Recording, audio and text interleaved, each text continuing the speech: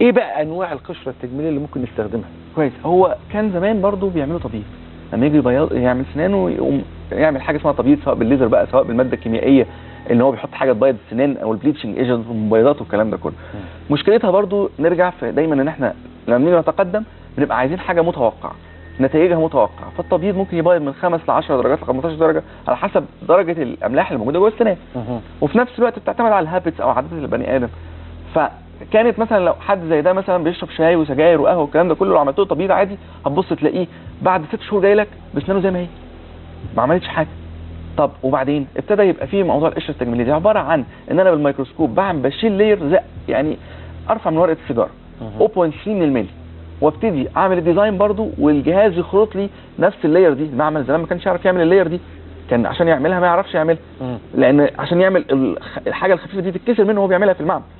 فالجهاز لا يقدر يخرط لي الطبقه الرقيقه دي واقوم لازقها على اسنانه يطلع لي المنظر ده. المنظر ده بقى السنان البيضه تماما دي طبعا هو كان طالب السوبر وايت ده، ان هو في ناس تطلب اللون ابيض قوي، ابيض قوي ده زي الممثلين مثلا معينين. فده مثلا اللون ده خلاص الممثلين كلهم بيطلبوا اللون الابيض. الممثلين والمذيعات بالظبط الابيض ده، فانا بحطه مفيش بقى التدخين ما ياثرش، الشاي والقهوه ما ياثروش، خلاص انت حاطط حاجه بيرمننت تقعد لها 20 سنه، هي اسنان طبيعيه بالشكل الجمالي اللي انت عايزه باللون اللي انت عايزه، تفضل فور لايف ما تتغيرش وتبقى شكلها جميل جدا، ما يتغيرش شكلها خالص. ده بيتجهز في قد ايه وبتتعمل الكلام ده في قد ايه؟ 1 داي ساعه برضه ساعه، هي جاي النهارده باسنانه كده بالليل بالشكل التاني.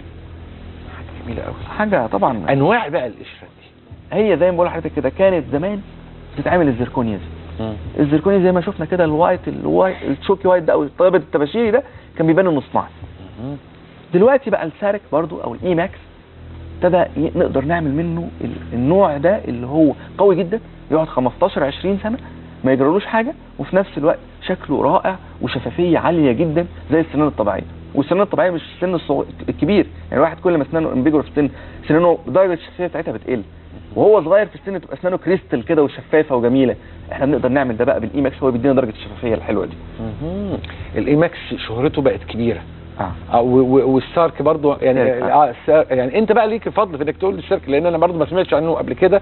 بس واضح قوي ان هو هيعمل طفره كبيره وهيخلي الناس، لانه عامل الوقت مهم قوي على فكره عند ناس كتير قوي، لانه التجميل بالذات يعني تجميل عايز انسان يرغب في الجمال، ودايما الراغبين في الجمال سوشيو ايكونوميك بيبقوا عاليين شويه او الى اخره، والوقت عندهم له قيمه. بالظبط.